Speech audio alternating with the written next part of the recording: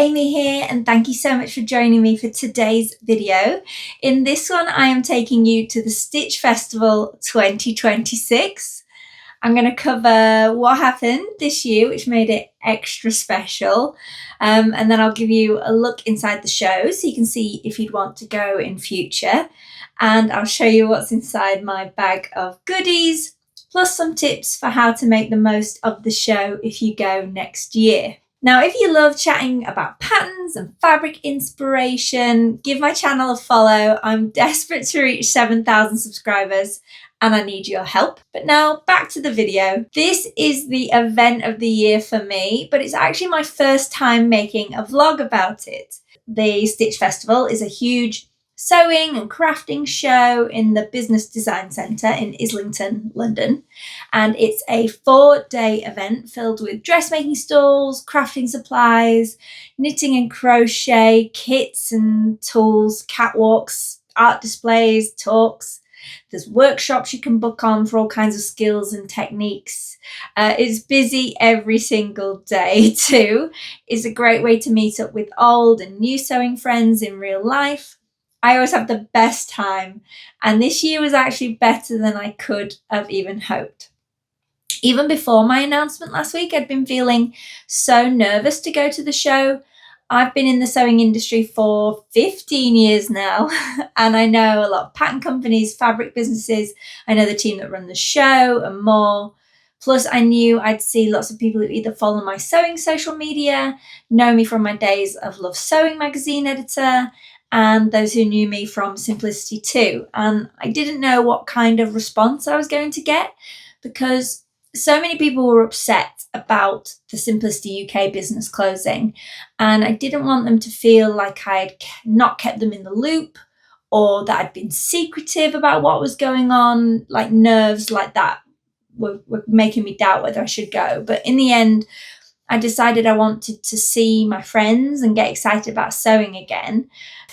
I agreed to go on the Saturday because some of the friends couldn't get the Friday off work, which is my normal day to go. It was a beautiful sunny day in London, so I really enjoyed heading over to Islington. I got in at about 11 a.m. after coming across from King's Cross, and I'll show you a video that you can see. The room has this amazing glass roof, so it gets bright and lovely, but also incredibly hot. With all the people in there and then the sun beaming in, we were baking. So I decided to wear my kind of loose viscose dress, which has a drawstring waist. It's a hack of Butterick 6806 in a lovely pink and red. And I think I talked to about 100 people. Everyone was so incredibly kind and supportive. I was like bowled over by love, really. A couple of times I thought I was going to cry, if I'm honest. All the people who knew me from like the start of my sewing career saying I can get through this, and followers who like have seen some of my earliest makes talking about how they will always love seeing what I make, which is amazing. People apologizing to me for not knowing what had happened, which is wild because I was the one keeping it to myself out of fear and confusion over what was happening, how to explain it. It was like really moving. And I caught up with the team who bought So Direct, who were visiting. We had a lovely chat over a Chinese dinner. They have so many plans for the website. I can't wait for them to get started. And I got to see Gina in person, who, of course, I hired to help me, to support me with all the social media channels at Simplicity. And we hadn't seen each other in person and since I had to like let her go, like out of the blue, which was, yeah. So we had quite the reunion. We went for a drink with a big group of friends, you know, Susie, you'll know from the Sewing Bee, Julia, her mum, Jen Legg, who you might know both of those from YouTube, Tanya, Sarah, Charlene, Suzanne, Sheila. I think that was all of us. We attempted some karaoke. That's all I'll say about that story here, I think.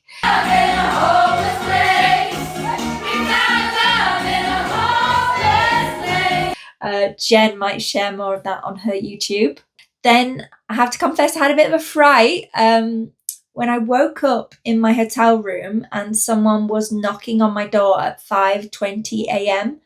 I mean, I looked at the clock because my first instinct was that I'd overslept and someone from the hotel was trying to get me, but no, it was very early and the knocking kept getting louder. So I ripped open the door with the safety latch on, and it was some random man trying to get in. I shouted after him and scared him off, but then the adrenaline was pumping because I just kept replaying that story from last month in my head about the hotel who gave a random man the key to a woman's room without checking he actually knew her. So basically, I didn't get to sleep after that. And then I complained in the morning, and then I complained when I got home. Not what you want. So I'm glad I managed to rally myself. And after breakfast, I went back into the show for an hour to get more footage for this video because Saturday was too busy to film. You couldn't really get close to the stands unless you pushed through. Sundays are actually quite a nice day to visit. I sort of slinked about filming and tried to save my voice, which you can hear hasn't gone very well. And then I went for lunch with my auntie and my cousin, which was so nice. We even popped to Liberty for a little ogle at the dresses and bumped into my karaoke crew looking a little worse for wear. Amy! I was trying not to shout too loud. Basically, I'm still a broken woman right now. This is a couple of days, after, and I still haven't recovered. So remind me of this next year. Full disclaimer, I was given a complimentary ticket for the show, but this video is not sponsored by the Stitch Festival. I would fully pay to enter because I wouldn't want to miss it for the world. But because the team know I'll talk about it before, after and during the show, they give me a press pass. So that lets me come and go for any of the days of the show that I want to. This year, it was mainly about just being there and taking it all in and being part of the community again. But as you can see, I still managed to get some shopping in. Don't worry, there was some damage done. The Business Design Centre is sort of spread on 3 levels and then separated up at the top in quite a funny way. There's a few stands down at the entrance, including the Toft crochet display, which is always adorable. Tilly and the Buttons patterns were down there, Higgs and Higgs, and then a new to me shop, Kia Fabrics, which was amazing. I started off the day with a catch up with Tilly and congratulate her on her new book. Then I headed upstairs to find my friend Marie, who was at Fabric Godmother. We caught up with the team there, and I finally got to meet Ruby, who was the only team member I hadn't met in person yet. After that, we headed over to the Rainbow Fabric stand and bumped into Atia. I haven't seen her in ages, so it was a really great chance to chat. And we actually got secretly videoed gossiping in a huddle by the stand by Youssef from Rainbow. So funny. Then we wandered up and down, taking everything in, stopping to chat with loads of people. My head was starting to spin. Marie and Atia actually had a lunch date to get to, so I waved them off at 1 p.m. and then carried on. I went to see the girls at Emporia Patterns, Emma, who was manning the So Different stand, Lauren at Genome. I had a gorgeous conversation with Glendora from the Sewing Bee, saw some of my favourite Northern and Scottish makers, including the iconic Northern Soul Sisters, plus way more amazing YouTubers like Emma, Sam, and Helen was there, who's collecting hearts for a very special quilt. Gosh, so many more people. Stitch, aka Rosenberg, were as busy as usual. I had a chat with all of them. Jeff was getting teased for forgetting prices, but was taking it in good humour. I also tried my best with the mezzanine level. So that's the top strip. It's a narrow strip that circles the entire building with loads of amazing small stands for fabric patterns, hand stitching companies. But it gets incredibly hard to walk up there because you can't pass each other easily. And everyone's trying to look at the stands. But Sandy from Sister Mintaka was up there, so I wanted to chat with her. Jen and Vic, who share a stand, which is half Little Rosy Cheeks and half Generates. So that's labels and rulers and tools. Amazing. I love those ladies. So I made sure to come back on Sunday to have a better catch up with them. My friend Elspeth, who teaches rag rugging, she was chocker both times I tried to say hello. It always makes me really proud. I love loitering near all my friends' stalls and seeing them busy. All these amazing female-owned businesses that are in high demand. Tanya of Bonella Fabrics as well. I had to come back and see her on the Sunday because every year I seem to miss out on playing with the gumball machine that gives out sewing machine labels. So much fun. Loratu was there from Sewing Bee, making me laugh and smile as always, but then she had to dash off to a workshop. Claire Tyler, who runs amazing couture workshops. Who else can I mention? Upstairs are also the catwalks, the art installations and the workshops, and plus a big seating area for lunch. The Makers Catwalk was the highlight of Saturday, and then Sunday had the dressmaking competition finalist catwalk before they announced the prizes. I saw some lovely makers up there that I follow, strutting their stuff. Let's quickly cover my top tips for attending the show. First is to dress appropriately. It gets so hot in there when the sun beams down into the venue. Wear layers that you can remove and then put back on when you step outside into the breezy London weather. There is a cloakroom that charges £2 an item. I put my overnight bag in there since I was too early to check into my hotel. Then wear comfortable shoes. No one will notice if they don't go with your outfit, and your feet and back will thank you for it. I think I did around 11,000 steps a day. Oh, and wear something you've made. You're going to see thousands of other people in gorgeous handmade clothing, and you don't want to miss the chance to be one of them. You don't need to bring tote bags, but I like to bring a big one to put my purchases in and a bottle of water, very important. Plus, I bring my own snacks and sandwiches because you just get so distracted when you're in there and then you're suddenly starving and the cafe queues will shock you. You can also get your hand stamped to leave and re-enter the show and pop out into there's a mini supermarket, and then there's loads of bars, restaurants, pubs where you can grab food. It can be quite overstimulating in there as well, so sometimes a bit of fresh air is welcome. There's loads of toilets, including accessible ones, lots of stairs, but there is also a lift elevator for those who need it, and assistance dogs are allowed in. People bring their children, and you can put the buggy in the cloakroom too if you prefer to carry a baby. It's pretty much cashless, so have your bank card ready. And workshop bookings are separate payments to the entry ticket, and you'll need to book in advance. There's a Hilton 30 seconds walk from the event centre, which is great, but most of the hotels are a walkable distance from the show, and the nearest tube station is very close too. I like the bus because you can see where you're going and the upcoming stops are read aloud, so you know when to press the button. It's just one bus, so you can get the number 73 from King's Cross all the way to the show. It takes about 20 minutes. So what tempted me to break my no spend rule? Well, given I still own 3,000 sewing patterns, I resisted there. But I was very close when I saw the new NH Patterns Lucia dress, or maybe it's Lucia dress. I think I'll look at that again soon. So I mostly picked up fabric. Let me show you what I got.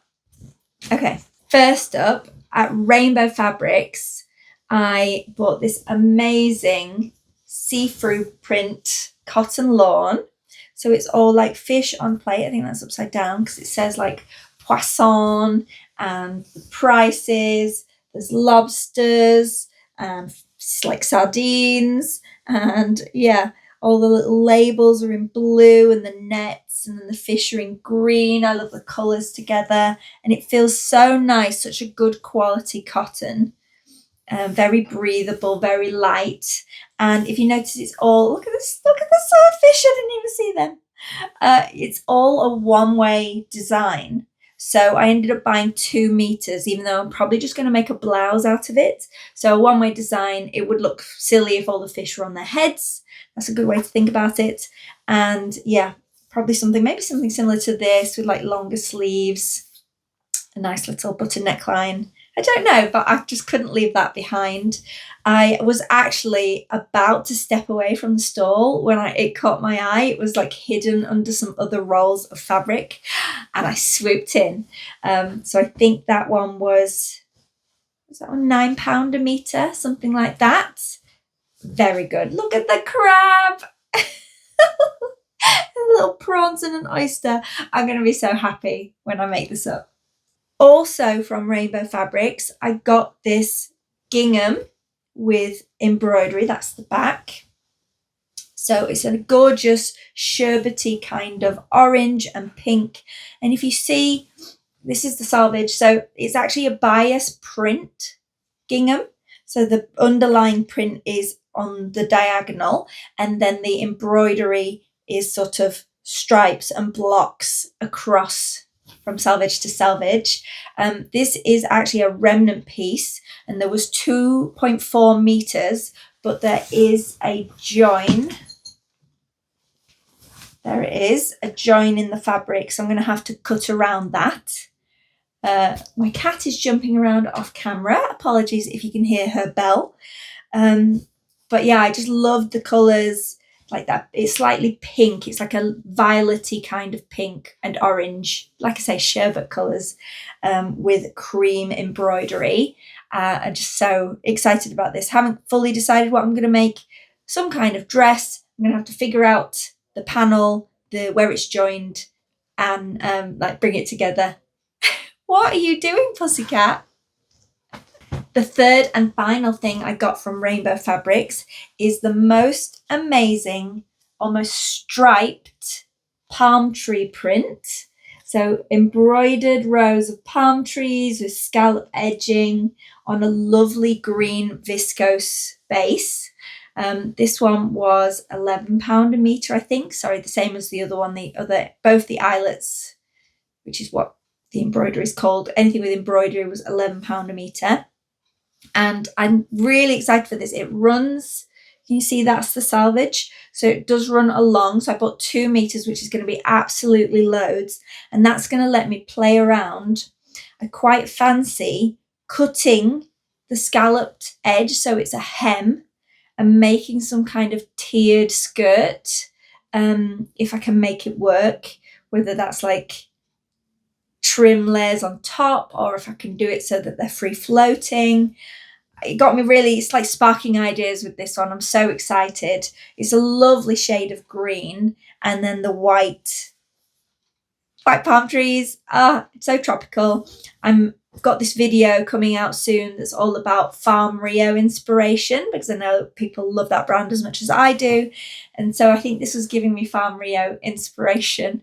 I'm very, very happy about this one, if you can't tell. One of the other things I bought, before I get back to more fabric, was this pack of ladder insertion lace. Now, Higgs and Higgs had like 3 stands at the show, and one of them was a sort of clearance stock baskets of trims, fabric remnants, patterns that they wanted rid of. And this is 5 meters of ladder lace for £5. That's not maybe the best price in the world, but I like ladder lace where it's quite a rectangular shape. Let me see if I can open it.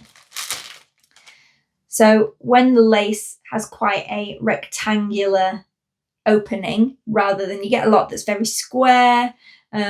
So it was kind of my perfect shade, like shape of lace. It was there and it was calling to me, and I thought, yeah, let's boost my stash with that. I don't mind that maybe it was a little overpriced. I usually get my ladder insertion lace from like eBay or, discount stores, things like that. But this is going to go very nicely, and it's quite a nice big piece. So I think I'm going to do something fun with that. Maybe even with the palm trees. I could picture that. This next one's quite special. I'm very pleased about this. So I mentioned Kia Fabrics earlier in the video. So their stand was down near the front, near Tilly, and I'd never seen them before and started chatting with them. It turns out it was their 2nd year. I totally missed them last year. They're based out of London, and I can make an appointment to go into the shop. And they had amazing stock of Liberty and Liberty silks, and then loads of unusual, interesting fabrics and remnant pieces. And I was hunting around in the remnant section and found something great. I got this remnant of silk velvet with cross-stitch flowers all over it, in pink and blue and red with the green leaves. It's only a very narrow piece, so it's 50 centimeters, but it's the full width. It has no stretch to it. I bet it's not coming across properly. It's such a rich, dark black base. Amazing. And then the embroidery is just so fun I'm so excited to make a top out of this, something quite special. And this was £15 for this one piece of fabric. For the quality, I think that's absolutely incredible. And then I was talking with Sweater, who owns the shop, and she runs it with like her sisters, or it's like a family business. She learnt from her father and her grandfather, and then her sister had brought their little baby to the show. Everyone was cooing over this adorable baby.